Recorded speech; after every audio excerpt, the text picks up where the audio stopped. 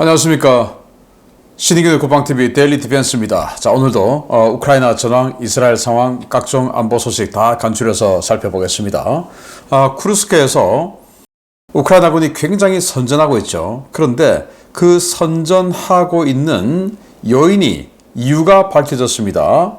바로 이 쿠르스크에 투입된 러시아군의 상당수가 은수저, 금수저, 다이아몬드 수저 아들이었다라는 거예요. 그러다 보니 훈련소에서 훈련도 했다 치고 그냥 완전히 놀다가 이렇게 후방에 배치된 그런 군인들이었는데 지금 후속 증원부대들도 그런 군인들이 오고 있다라는 거예요. 그러다 보니까 전투 기량도 떨어지고 집단 투항하고 하는데 이 우리 아들 그런데 보내지 마라 하고 군인 어머니에 5천여 명이 단 하루 만에 서명해서 푸틴에게 항의하고 나섰는데 지금 러시아가 큰일 났습니다. 금수저 어머니들이 나섰습니다. 내 아들은 전쟁에 보내지 마. 기가 찬데요. 어떤 내용인지 보겠습니다. 정보 브리핑 먼저 보겠습니다. 미국 언론은 이 트럼프가 테일러 스위프트 AI 이미지로 선거운동을 하고 있다 라고 주장하면서 스위프트 측은 이 가수죠. 법적 조치할 것이다 이렇게 성토를 했는데 뭐 이런 거예요. 트럼프 대통령이 테일러 스위프트를 이렇게 안고 있고 뭐 이런 사진. 이거 사실 AI가 합성한 거예요. 또 이것도 스위프트 포 트럼프. 스위프트가 이제 테일러 스위프트 이 미국에서 제일 인기 있는 여자 가수인데 트럼프 지지한다라는 이런 티셔츠를 입고 이것도 합성이에요. AI가. 또 이런 마찬가지로 다 합성이에요. 자, 그런데 이런 것들을 보면 테일러 스위프트 지지하는 사람들이 팬들이 와, 나 이 사진 봤으니까 트럼프 지지할 거야 라고 하겠습니까? 아니 감히 우리 스위프트 누님을 어떻게 감히 이제 이런 식으로 하겠죠. 그래서 이건 누가 봐도 트럼프를 반대하는 반대 진영에서 만들어서 지금 배포하고 있는 이런 심리전인데 미 주류 언론은 트럼프 측에서 지금 일하고 있다 라고 오히려 트럼프를 더욱더 공격하고 있습니다. 기가 차죠. 이런 그 사진들을 보면 뭐 AI가 했는데 어쨌든 트럼프에 대한 호감이 생기겠습니까? 아니죠. 비호감이 생기는데도 불구하고 그러면 범죄를 저지르면 그 범인일 가능성이 가장 높은 확률이 누굽니까? 이익을 얻는 자 아닙니까? 이 사진으로 인해서 이익을 얻는 자가 트럼프입니까? 해리스입니까? 그러면 트럼프의 반대측에서 했다라는 것이 아주 상식적으로 생각이 되는데도 불구하고 트럼프를 공격하고 있다라는 겁니다. 미국 민주당 시카고 전당대회 대규모 친팔레스타인 시위대가 결집했습니다. 경찰과 충돌에 대거 체포가 됐는데 이런 사람들이에요. 그래서 팔레스타인 국기 흔들고 여기 오렌지 무지개 색깔 뭐 이런 것들은 또 동성애자들의 상징 아닙니까? 그래서 야 해리스, 네가 우리 지지를 받고 싶으면 당장 이스라엘 지원 중단해. 그리고 동성애 인정해. 뭐 이런 시위를 하고 있는데 아니 이 팔레스타인 이 이슬람하고 동성애하고는 완전히 그냥 상극인데 또 뭔가 이렇게 정치적으로 또 뭉치네요. 희한하죠.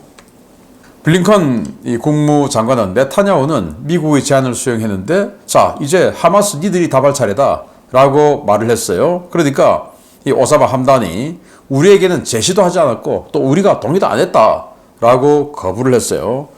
그랬더니 이 오사마 함단 하마스의 지도자는 우리에게는 제시도 하지 않았고 우리가 동의도 안 했다 라고 이 휴전 제안을 거부를 했습니다.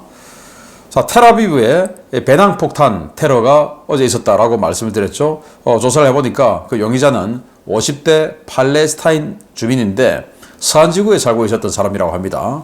그래서 이 하마스와 팔레스타인 지하드 측은 우리 작전이다. 그리고 추가로 공격할 것이다. 이렇게 예고를 했습니다.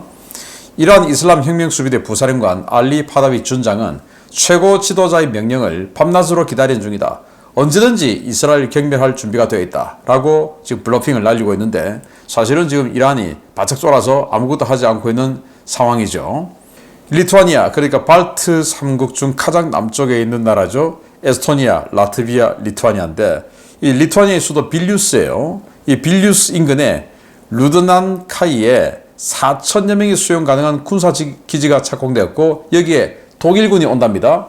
자, 여기 벨라루스, 여기가 리투아니아, 그리고 이 벨라루스와의 국경 바로 옆에 이 빨간색, 여기가 빌뉴스 수도예요. 그러니까 이 빌뉴스는 거의 뭐 국경 도시예요. 국경 도시.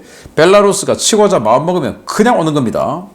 우리 서울보다 어쩌면 더 가까운 이런 곳이죠. 그래서 그 바로 옆에 군사 기지를 짓고 4천여 명이 주둔하는데 여기에 독일군이 들어오고 독일군이 마치 예전에 우리 서울 북쪽에 주둔하던 미 2사단 인계철선처럼 이 독일군 기계화 부대가 들어오는데 레오파르트 2 전차 한 100대 정도 해서 4천여 명이 들어온다. 그러니까 빌뉴스를 공격하려면 독일군을 밟고 가라. 독일군을 밟을 자신 있냐? 이제 이건 거죠. 그래서 냉전시대 때 또 2000년대 초반까지 2사단이 서울 북쪽에 주둔하면서 미 2사단이 우리를 지켜줬던 이제 이 모양새를 리투아니아에 해준다는 겁니다.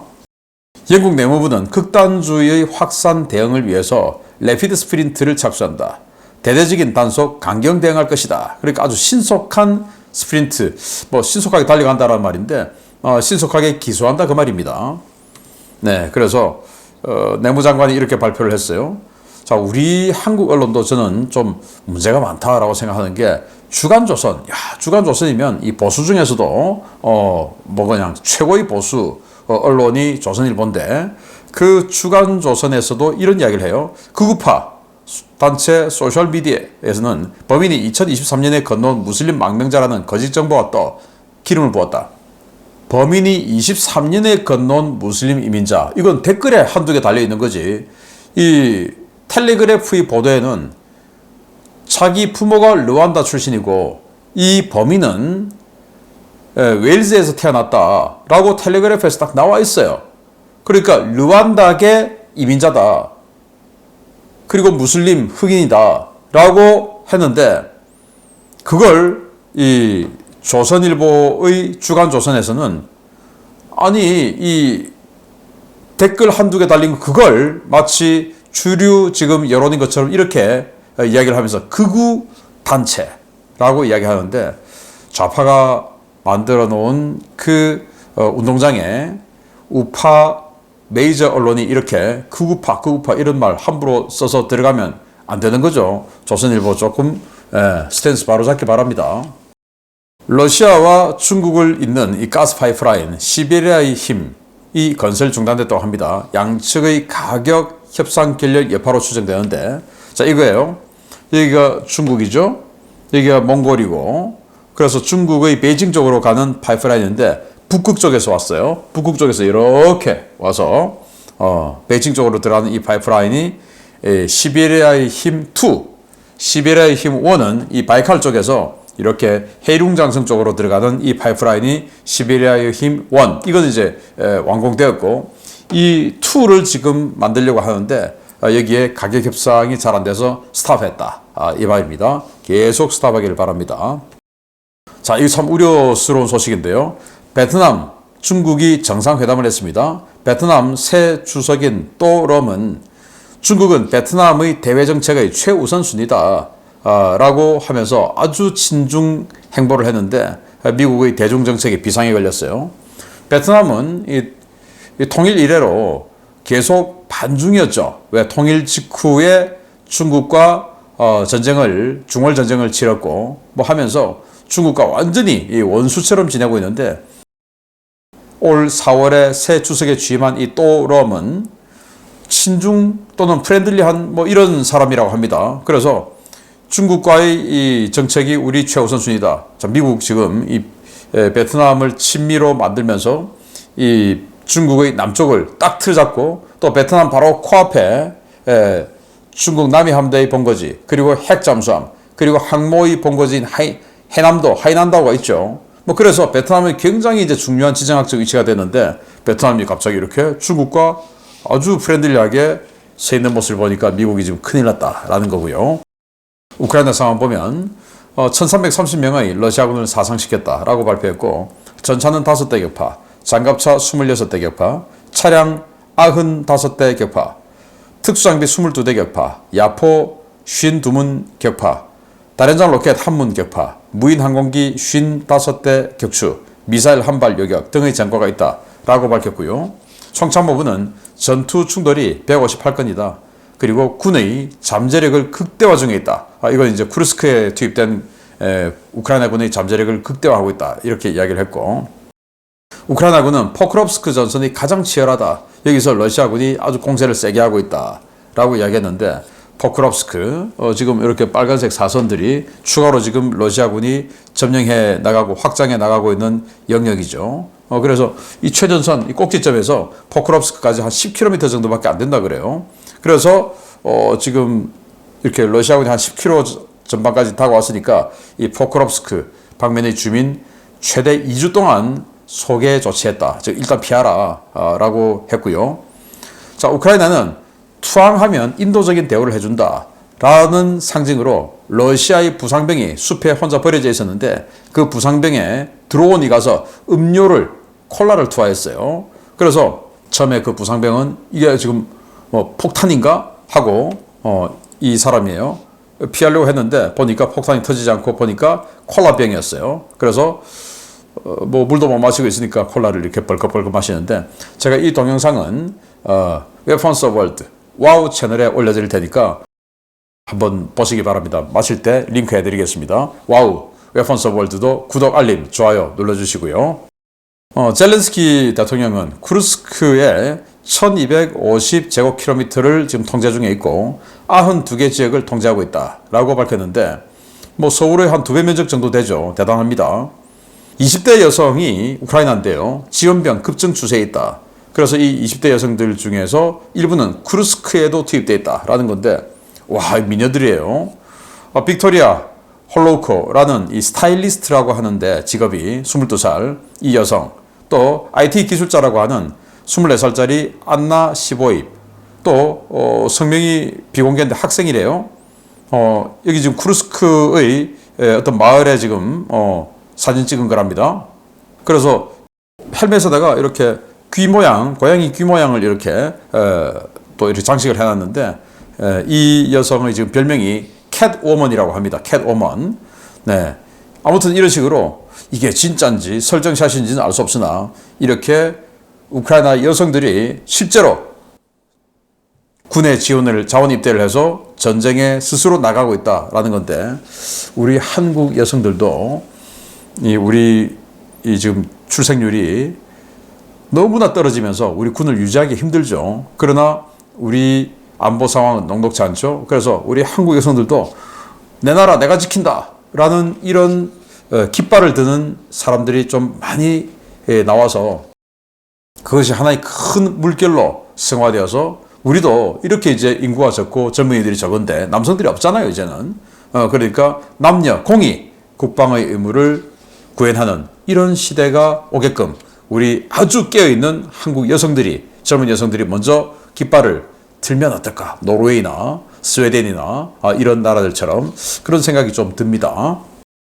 로스토프 프롤레타르스크 저유고가 나흘째 화재가 확산되고 있는데, 어제도 보여드렸죠. 화재가 꺼지지도 않고 있어요. 계속 퍼져나가고 있는데 위성 사진이 나왔습니다. 이건 지금 나사의 화재 감시 위성 영상이고, 이건 이제 위성 사진이죠. 와, 네, 총 52개, 52개의 저유고가 있는데 그 중에 지금 한 60% 정도가 계속 불이 옮겨붙고 있어요. 처음에 2개가 불에 붙었는데 점점 불이 확산되고 있다라는 건데요. 가까이 다가가지도 못하고 있답니다. 완전히 손을 놓고 있다 보니까 이 거의 최대 규모의 저유고가 결국은 홀라당 다 타버리겠다라는 건데 잘 된 거죠. 환경오염은 좀 안타깝지만. 숄츠 독일 총리는 요새 우크라이나 지원을 중단했다라는 그런 이 빌트지 보도도 나오고 하니까 그 사실무근이다라고 하면서 대우크라이나 지원을 지속 중에 있다. 독일은 유럽에서 최대 지원 국가다. 그런데 우리가 안 할 리가 있냐라고 이렇게 항변을 했고요.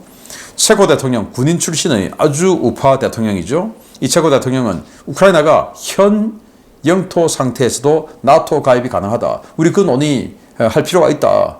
라고 이야기를 했습니다. 그러면서 우크라이나에게 지금 이 상태에서 휴전해도 나토 가입 가능한데 어떠냐? 휴전 어떠냐? 너무 길지 않느냐? 지금 이런 이야기를 했고요.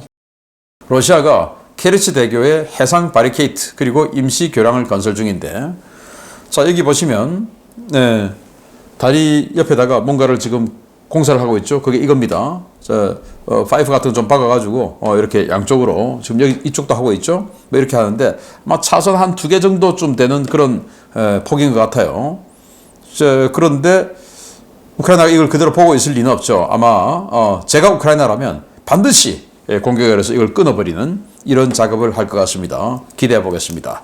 자, 러시아의 군인 어머니들이 들고 일어났는데 그 이유가 내 아들 좀 살리자라는 건데, 금수저, 은수저 어머니들이에요. 푸틴이 골치가 아픕니다. 어떤 상황인지 보겠습니다.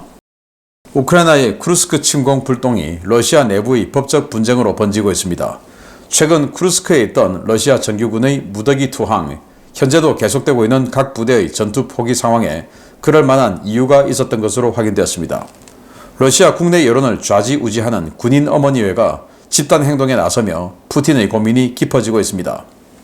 우크라이나의 쿠르스크 침공에 맞섰던 러시아군 각 부대에서 연이은 집단 투항 사례들이 발생한 것은 이들 부대의 병력 구성 때문이었으며, 러시아가 쿠르스크 지역에 반격 부대를 투입할수록 투항 병력의 숫자는 더 많아질 것이라고 러시아 밀 블로거들이 8월 20일 리포트했습니다. 친크렘린 밀 블로그로 분류되는 복수의 텔레그램 채널들은 쿠르스크 지역에서의 졸전이 해당 지역에 배치된 부대의 병력 구성 때문이었으며, 이러한 부대에 전투 임무를 맡겨서는 안 된다고 성토했습니다. 쿠르스크 지역의 러시아 수비 부대들은 러시아 국내법상 징집병으로 분류되는 병력 자원들로 구성되는데요. 러시아는 국내법상 해외 군사작전에 투입할 수 없는 이들 병력 대부분을 활용하지 못해 오랫동안 골머리를 앓아왔습니다. 러시아는 매년 봄과 가을에 실시되는 두 차례 징병에서 13만에서 15만 명 안팎의 장병을 징집해 왔는데요.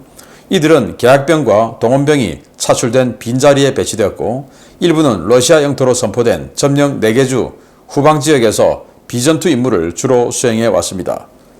러시아 국내에 배치된 징집병 대부분은 집안 배경이 좋거나 뇌물을 준 청년들인데요. 쿠르스크 지역의 러시아 정규군 부대 대부분은 이러한 징집병들로 구성돼 전투 임무는 고사하고 제대로 된 훈련도 받지 않은 부대들이었습니다. 이들은 우크라이나의 쿠르스크 침공이 시작되자 저항 대신 탈영을 선택했는데요. 러시아가 체첸 병력을 투입해 도주하는 징집병들을 사살하자 병사들은 부대 단위로 이동해 우크라이나군에 집단 투항하는 방법으로 대응했습니다. 징집병들이 전투 임무로 내몰린다는 보도가 쏟아지자 러시아 최대 시민단체이자 막강한 여론을 장악 능력을 가진 군인 어머니회가 나서서 단 하루 만에 5,000명의 회원 서명을 받아 크렘린의 징집병 철군을 요구하고 나섰는데요. 이들은 자신의 아들들을 전선에서 빼주지 않으면 집단 행동에 나설 것이라고 경고하고 나섰습니다. 이런 가운데 독전대 역할을 하고 있는 체첸 아흐멧 부대의 지휘관 아프디 알라우디노프는 쿠르스크에서 죽는 자들은 천국에 갈 것이라며 모든 군인은 조국의 땅을 지키기 위해 희생해야 한다라고 말해 징집병들과 군인 어머니회의 공분을 사고 있는데요. 징집병이라는 변수가 쿠르스크 전역과 이번 전쟁 향방에 어떤 영향을 미칠지 계속 지켜봐야겠습니다. 네, 러시아는 지금 이 전쟁에 사용되고 있는 군인들이 크게 세 종류죠. 징집병, 그리고 계약병, 이거 자원에서 내가 좀 더 길게 하겠다, 그 대신 돈을 더 많이 받겠다는 계약병, 그리고 동원 예비군이죠. 자, 그런데 징집병은 국내법상 해외 전투를 할 수가 없어요. 물론 전쟁 초기에 징집병들도 다 막 투입하고 했지만, 또 나는 징집병인데 나도 모르게 계약병으로 전환됐어요. 뭐 이런 이야기도 여러분들 기억하시죠? 자, 그랬는데 어쨌든 이게 이제 문제가 되니까 징집병들은 주로 후방, 러시아 국내 치안, 그리고 전선에 가더라도 4개 주 루안스크, 도네츠크, 자포리자, 크림, 이 4개 지역의 후방, 또 헤르손 후방, 여기에서 전투 근무 지원, 뭐 이런 임무를 주로 해왔었어요. 그런데 이 헤르손이나 자포리자, 도네츠크, 루안스크 이 지역의 후방에 가서 전투 근무 지원하는 이들은 징집병 중에서 그냥 흑수저 애들이 그쪽으로 가는 거고, 러시아 본토에 남는 병사들은 이제 은수저, 금수저, 다이아몬드 수준 아예 안 갔을 거고 군대를. 이런 애들이었다라는 겁니다.